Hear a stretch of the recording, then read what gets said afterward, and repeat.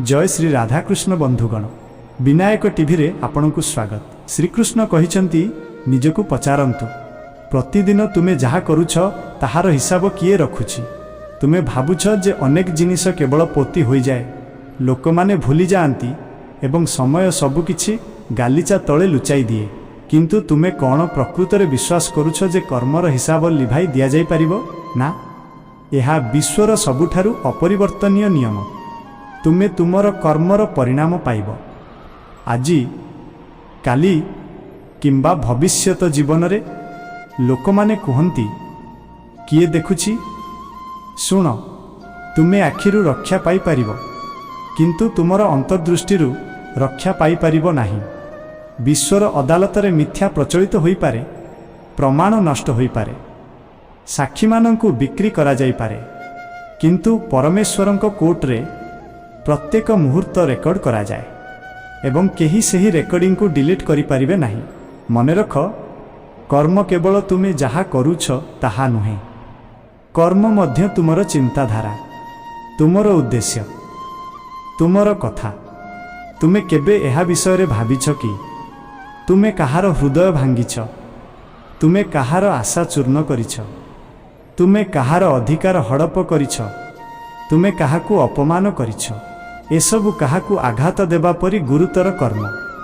तुमे कहुछ मु किछि करि नाही, किंतु सुन, किछि न करिबा मध्य केतेक समय रे सबुठारु बड़ अपराध होई पारे। कर्मर हिसाबर केते दूर जीव तुमे कल्पना मध्य करि परिबो नाही। जेपरी एक छोट बिहन बटवृक्ष रे परिणत होई हजार हजार लोकंकु छाई प्रदान करे, सेहीपरि एक छोट काम तरंग परि व्यापी जाए। तुमे भाबुछ जे एहा शेष होईछि, किंतु एहार प्रतिध्वनि जारी रहिछि। जणे व्यक्तिंक जीवन रे होइथिबा अन्याय पीढ़ी परे पीढ़ी पाई प्रभाव छाड़ी थाए। लोक माने कुहंती आमर कर्म को किए गणना करे, तुमर कार्य तुम सहित रही थाए। सेमाने तुम आत्मा रे एक छाप छाड़ी जाआंती, जेपरी गरम लुहा द्वारा लुहा उपरे एक चिन्ह तैयारी हुए, तुमे ताहाकु जेते घसिले मध्य चिन्ह रही थाए। सेहीपरि कर्मर छाप केबे लिभि जाए नाही, एहार परिणाम पूरण नहेबा पर्यंत एहा रही थाए। तुमे केबे भाबिछ कि किछि लोक अनावश्यक दुखरे काहींकि जन्म हुअंती, काहींकि केही पितामाता बिना बड़ हुअंती, काहींकि केही धनी होई मध्य केबे सुख पांती नाही, एवं काहींकि केही गरीब होई मध्य शांति रे बंचंती। एसबु संजोग नुहे, एहा कर्मर हिसाब। तुमे विश्वास कर कि न करे एहा जारी रखे। लोक माने भाबंती जे सेमाने जहा चाहिबे ताहा करि परिबे एवं परमेश्वर सेमानंकु क्षमा करिवे। एहा एक भूल धारणा। परमेश्वर दयालु, किंतु से न्यायवादी मध्य। जदि न्याय नाही तेबे करुणार कौन मूल्य रहिबो? जेपरि जणे राजा दयारु जणे अपराधी को मुक्त करि परिबे, किंतु जदि प्रत्येक अपराधी को बिना दंडरे मुक्त करा जाए तेबे समाजर कौन हेबो? तुमे जहा बुण ताहा काटिबाकू पड़िबो। एबे तुमे भाबुथिबो तुमर कार्यर हिसाब किए रखे? प्रत्येक चिंताधारा, प्रत्येक शब्द, प्रत्येक कार्य तुम भितरे एक तरंग परि लिपिबद्ध होइछि। एहा प्रकृतिर नियम। जेपरि तुमे पोखरी रे एक पत्थर फिंगिले तरंग सृष्टि हुए एवं कूल को प्रवाहित हुए।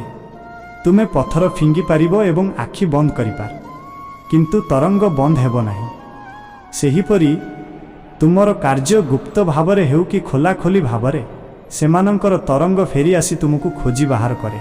एवं शुण, एही हिसाब रे एक बैंक बालांस परी गोटिए स्थान रे संरक्षित नुहे, जहाकु तुमे इच्छानुसारे उठाई पारिबो एवं लिभाई पारिबो। एहा तुमर अस्तित्व भितरे रही थाए। तुमे जेउठारे जीवो सेठारे तुमको पाइबो। जदिओ एहा परवर्ती सहर, पर देश हेउ कि पर जीवन, कर्मर हिसाबर केबे भी तुमको छाड़िबो नाही। एबे मु तुमको एक सीधा प्रश्न पचारुछि, तुमे कौन प्रकृत रे तुमर कर्मर परिणाम सामना करने को प्रस्तुत? कारण तुमे जहा करिछ ताहा तुम सम्मुख रे ठिया हेबो, एवं सेही दिन कौनसी बाहाना, कौनसी लांच, कौनसी कौशल काम करिबो नाही, केवल न्याय हेउ। जदि एही शब्दगुड़िक तुम सहित गभीर भाव में प्रतिध्वनित हुए, दयाकरी एही वीडियो को एबे लाइक करंतु एवं मंतव्य दियंतु। मु मोर कार्यर एक स्पष्ट हिसाब रखिबाकू चाहूँछि। एही छोट मंतव्य तुम भितरे एक संकल्प जाग्रत करिवो। एबे आसंतु आगकू बढ़िबा। କର୍ମ କେବଳ ଖରାପ କାର୍ଯ୍ୟ ବିଷୟରେ ନୁହେଁ, ଭଲ କାର୍ଯ୍ୟ ମଧ୍ୟ ଗଣନା କରାଯାଏ ଏବଂ ସେଗୁଡ଼ିକ ତୁମର ପ୍ରକୃତ ସମ୍ପତ୍ତି। କଳ୍ପନା କର, କାହାକୁ ପାଣି ଗ୍ଲାସ ଦେବା ମଧ୍ୟ ଗଣ୍ୟ, କାହାକୁ ହସ ଦେବା, କାହାର ଦୁଃଖ ବାଣ୍ଟିବା, କାହାକୁ ସାହାଯ୍ୟ କରିବା, ଏସବୁ ସମାନ ପରିମାଣରେ ମିଶିଯାଏ। କେବଳ ପାର୍ଥକ୍ୟ ହେଉଛି ଖରାପ କାର୍ଯ୍ୟ ଏକ ବୋଝ ହୋଇଯାଏ, ଯେତେବେଳେ ଭଲ କାର୍ଯ୍ୟ ତୁମର ତ୍ରାଣକର୍ତ୍ତା ହୋଇଯାଏ। ତୁମେ କେବେ ଲକ୍ଷ୍ୟ କରିଛ କି କିଛି ଲୋକ ଏକ ସଙ୍କଟରୁ ବଞ୍ଚି ଯାଆନ୍ତି ଏବଂ ସମସ୍ତେ କୁହନ୍ତି ଯେ ଏହା ଏକ ଚମତ୍କାର? ଶୁଣ, ଏହା ଏକ ଚମତ୍କାର ନୁହେଁ, ଏହା ସେମାନଙ୍କର ଭଲ କାର୍ଯ୍ୟର ଫଳାଫଳ। ଅସୁବିଧା ଆସିଲା, କିନ୍ତୁ ସେମାନଙ୍କର ଭଲ କାମ ଢାଲ ହୋଇ ଠିଆ ହେଲା। ତେଣୁ କେବେ ବି ଭାବନ୍ତୁ ନାହିଁ ଯେ ଭଲ କାମ ନଷ୍ଟ ହୋଇଗଲା। ପ୍ରତ୍ୟେକ ଭଲ ପଣିଆ, ପ୍ରତ୍ୟେକ ଦୟା, ପ୍ରତ୍ୟେକ ସାହାଯ୍ୟ ତୁମ ଜୀବନରେ ଏକ ଢାଲ ଭାବରେ ଫେରିଆସେ। କିନ୍ତୁ ସମସ୍ୟା ହେଉଛି ଯେ ମଣିଷ ଭାବୁଛି, ମୁଁ ଯେତେବେଳେ ଚାହିଁବି, ମୁଁ ଯାହା ଚାହିଁବି ତାହା କରିପାରିବି। ଏହା ପ୍ରତାରଣା। ତୁମେ କାହାକୁ ଆଘାତ ଦିଅ, କାହାକୁ ଯନ୍ତ୍ରଣା ଦିଅ, କାହାର ଅଧିକାର ଛଡ଼ାଇ ନିଅ ଏବଂ ଭାବ ଯେ ସେମାନେ ଭୁଲିଯିବେ। କିନ୍ତୁ ଜାଣି ରଖ ଯେ ମଣିଷ ଭୁଲ କରେ, ଏହା ପ୍ରକୃତି ନୁହେଁ। ତୁମର କର୍ମର ଫାଇଲ କେବେ ବନ୍ଦ ହୁଏ ନାହିଁ। ତୁମେ ଏହାର ସମ୍ମୁଖୀନ ନ ହେବା ପର୍ଯ୍ୟନ୍ତ ଏହା ସେଠାରେ ରହିଥାଏ। ତୁମେ କେବେ ଭାବିଛ କି ସବୁକିଛି ଥିବା ସତ୍ତ୍ୱେ ଲୋକମାନେ କାହିଁକି ଶାନ୍ତି ପାଇପାରିବେ ନାହିଁ? ସେମାନେ ରାତିରେ କାହିଁକି ଶୋଇପାରନ୍ତି ନାହିଁ? କାରଣ କେବଳ ବର୍ତ୍ତମାନ ନୁହେଁ, ପ୍ରାୟତଃ ଏହା ସେମାନଙ୍କର କର୍ମର ବୋଝ। ଆତ୍ମା ଜାଣେ ଯେ ସେ କୌଣସି ସ୍ଥାନରେ କିଛି ଭୁଲ କରିଛି ଏବଂ ସେହି ଅସ୍ଥିରତା ମନକୁ କଣ୍ଟା କରି ଚାଲିଥାଏ। ଯଦି ତୁମେ କରିପାରିବ, ତେବେ କ'ଣ ଜଣେ ବ୍ୟକ୍ତି ସଂଶୋଧନ କରିପାରିବ ନାହିଁ? ସେମାନେ କରିପାରିବ। କର୍ମର ହିସାବ କଠୋର, କିନ୍ତୁ ପଥ ଖୋଲା। ସତ୍ୟ ଉଦ୍ଦେଶ୍ୟ ସହିତ କରାଯାଇଥିବା ଅନୁତାପ, ଭକ୍ତି, ସେବା ଏବଂ ପ୍ରାୟଶ୍ଚିତ୍ତ ବହୁତ କିଛି ପରିବର୍ତ୍ତନ କରିପାରେ। କିନ୍ତୁ ଏଠାରେ ମଧ୍ୟ ଧୂର୍ତ୍ତ ହୁଅ ନାହିଁ। ତୁମକୁ ତୁମର ହୃଦୟ ପରିବର୍ତ୍ତନ କରିବାକୁ ପଡ଼ିବ। ତୁମେ କେବେ ଜାଣିନାହୁଁ ଯେ କର୍ମର ହିସାବ କେତେ ଦୂର ଯିବ। ଏହି ଭୟ ଏବଂ ଏହି ଚେତାବନୀ ତୁମର ଜୀବନର ସର୍ବୋତ୍ତମ ବୁଝାମଣା। କାରଣ ଯାହା ଅଦୃଶ୍ୟ ତାହା ସବୁଠାରୁ ଗଭୀର। କଳ୍ପନା କର, ଯଦି ଏହି ବ୍ରହ୍ମାଣ୍ଡର କୌଣସି ନିୟମ ନଥାନ୍ତା, ଯଦି କର୍ମର ହିସାବ ନଥାନ୍ତା, ତେବେ କ'ଣ ଦୁନିଆ ଚାଲିବ? ଅନ୍ୟାୟ ଖୋଲାଖୋଲି ଭାବରେ ଅତ୍ୟାଚାର କରିବ ନାହିଁ କି? କିନ୍ତୁ ଦେଖନ୍ତୁ, ତାହା ନୁହେଁ। ଶୀଘ୍ର କିମ୍ବା ବିଳମ୍ବରେ ଏକ ସନ୍ତୁଳନ ପହଞ୍ଚିଯାଏ। ଏହି ସନ୍ତୁଳନ ହେଉଛି କର୍ମର ନ୍ୟାୟ। ତୁମେ କାହାକୁ ଠକିଛ? ତୁମେ କାହାର କଠିନ ପରିଶ୍ରମ ହଡ଼ପ କରୁଛ? ତୁମେ କାହାକୁ ଅପମାନିତ କରି ଆଗକୁ ବଢ଼? ତୁମେ ତୁରନ୍ତ ଫଳାଫଳ ଦେଖିପାରିବ ନାହିଁ। କିନ୍ତୁ ମନେ ରଖ, କର୍ମର ଅଦାଲତ ଧୀର କିନ୍ତୁ ଅନ୍ଧ ନୁହେଁ। ଏହା ପ୍ରତ୍ୟେକ ବିଳମ୍ବ ପାଇଁ ସୁଧ ଯୋଡ଼େ ଏବଂ ଯେତେବେଳେ ଏହା ଫେରିଥାଏ, ତାହା ଅନେକ ଥର ଫେରିଆସେ। ତୁମେ କେବେ ଲକ୍ଷ୍ୟ କରିଛ ଯେତେବେଳେ ଜୀବନରେ ହଠାତ୍ ଅସୁବିଧା ଦେଖାଦିଏ? କାରଣ ବିନା ଯେତେବେଳେ ସମସ୍ତ ରାସ୍ତା ବନ୍ଦ ହୋଇଯାଏ, ସେତେବେଳେ ପ୍ରାୟତଃ ଅନାଦେୟ ହିସାବର ପଦାକୁ ଆସେ। କର୍ମର ଏହି ନିୟମ ଏତେ କଠୋର ଯେ ସର୍ବଶ୍ରେଷ୍ଠ ରାଜାମାନେ ମଧ୍ୟ ଏଥିରୁ ରକ୍ଷା ପାଇପାରିଲେ ନାହିଁ। ଇତିହାସ ସାକ୍ଷୀ ଅଛି। ଧୃତରାଷ୍ଟ୍ର, କୌରବ, ରାବଣ ଏବଂ କଂସ ସମସ୍ତଙ୍କୁ ସେମାନଙ୍କ କର୍ମର ମୂଲ୍ୟ ଦେବାକୁ ପଡ଼ିଲା ଏବଂ ଅନ୍ୟ ପକ୍ଷରେ ଭୀଷ୍ମ, ପ୍ରହ୍ଲାଦ ଏବଂ ମୀରାଙ୍କୁ ଦେଖନ୍ତୁ। ସେମାନଙ୍କର ଗୁଣ ଏବଂ ଭକ୍ତି ସେମାନଙ୍କୁ ଏପରି ସ୍ଥାନ ଦେଇଥିଲା ଯେ ଲୋକମାନେ ଆଜି ମଧ୍ୟ ସେମାନଙ୍କୁ ମନେ ରଖନ୍ତି। ତେଣୁ ବୁଝ ଯେ କର୍ମ ହେଉଛି ତୁମର ପ୍ରକୃତ ପରିଚୟ। ତୁମେ ଭାବ ଯେ ତୁମର ଧନ, ତୁମର ନାମ, ତୁମର ଶକ୍ତି ସବୁକିଛି, କିନ୍ତୁ ସତ୍ୟ ହେଉଛି ଏସବୁ କ୍ଷଣସ୍ଥାୟୀ। ଯେତେବେଳେ ମୃତ୍ୟୁର ମୁହୂର୍ତ୍ତ ଆସିବ, ତୁମ ସହିତ କେବଳ ତୁମର କର୍ମ ହିଁ ଯିବ। ତୁମେ ଖାଲି ହାତରେ ଯାଉନାହଁ। ତୁମେ କର୍ମରେ ଭାରାକ୍ରାନ୍ତ ହୋଇ ବାହାରକୁ ଯାଅ ଏବଂ ସେହି ଜିନିଷପତ୍ର ହିଁ ତୁମର ପରବର୍ତ୍ତୀ ଜୀବନ କ'ଣ ହେବ ତାହା ନିର୍ଣ୍ଣୟ କରେ। ଏବେ ଏହା ବିଚାର କର, ଏହି ଖେଳ କ'ଣ ତୁମ ହାତରେ ନାହିଁ? ଏବେ ଏପରି ଭାବରେ ଜୀବନଯାପନ କରିବାକୁ ସଂକଳ୍ପ ନିଅ ଯାହା ବୋଝକୁ କମ୍ କରେ ଏବଂ ସଦ୍ଗୁଣକୁ ସର୍ବାଧିକ କରେ। ଲୋକମାନେ ପ୍ରାୟତଃ ପଚାରନ୍ତି, ଯଦି ସବୁକିଛି କର୍ମ ଦ୍ୱାରା ନିର୍ଣ୍ଣୟ ହୁଏ, ତେବେ ଈଶ୍ୱରଙ୍କ ଭୂମିକା କ'ଣ? ଶୁଣ, ଈଶ୍ୱର ଜଣେ ବିଚାରକ ଏବଂ ମାର୍ଗଦର୍ଶକ।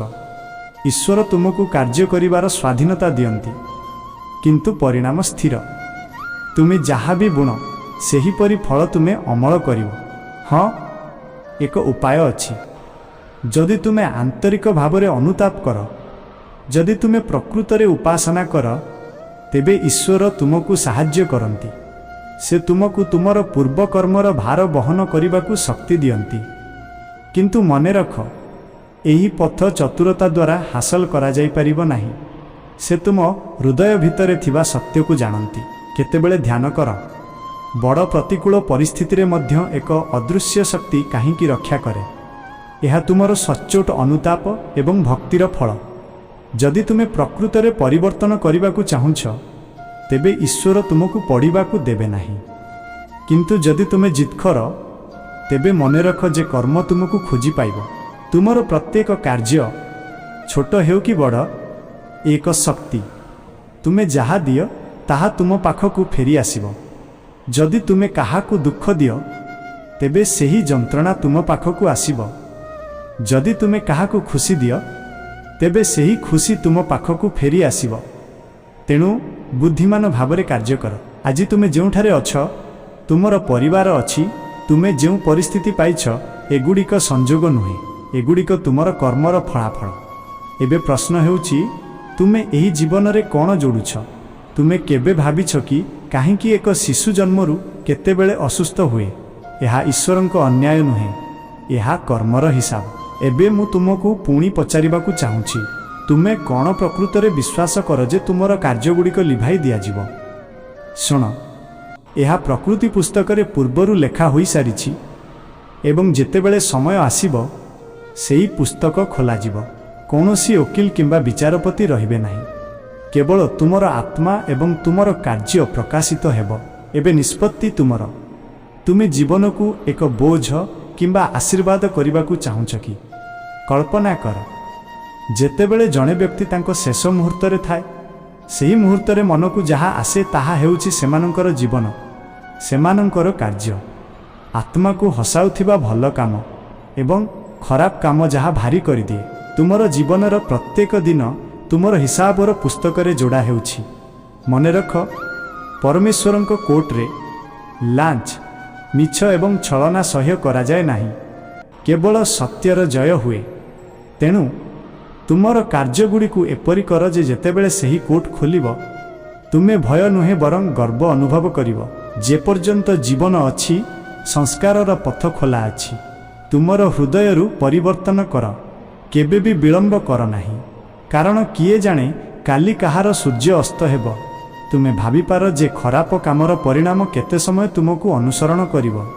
शुण, यह आत्मा निजको पवित्र न करिबा पर्यंत जारी रहे। भक्ति हेउछि सेही शक्ति जहा मानवता को बजाय रखे।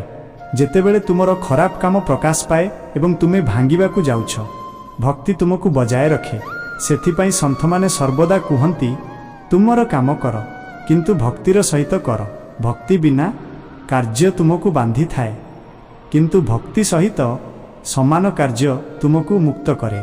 शेषरे बुझ जे तुमर कार्यर हिसाबर अनंत, गभीर एवं अपरिवर्तनीय। तुमे जानि नाहु जे एहा केते दूर जीव, किंतु एहा निश्चित जे एहा हेबो। तेणु सतर्क रुह। अन्य माननको को ठकिबा पूर्वरु भाव, काहार अधिकार छड़ाई नेबा पूर्वरु भाव, काहार हृदय भांगिबा पूर्वरु भाव। कारण एसबु तुम पाखकु फेरी आसीबो। तेणु निष्पत्ति आपणकर। आपण कौन आपणक जीवन को एक बोझ करने को चाहूँगी कि आशीर्वाद? एबे जेतेबेले एई समस्त जिनिस आपणक हृदय रे प्रवेश करि सारिछि, तेबे निज भितर एक दृष्टि पकांतु।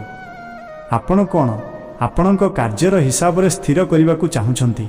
प्रिय बंधुगण, एही जीवन एक यात्रा एवं एही चैनल विनायक टीवी आपणकर साथी। जदि एही शब्दगुड़िक आपणक हृदय रे पहुँची, तेबे दयाकरी चैनल को सब्सक्राइब करंतु, लाइक करंतु एवं कमेंट रे लिखंतु। मु मोर कार्यगुड़ी को आलोक आड़ को बदलाइबा को चाहूँगी। धन्यवाद बंधुगण।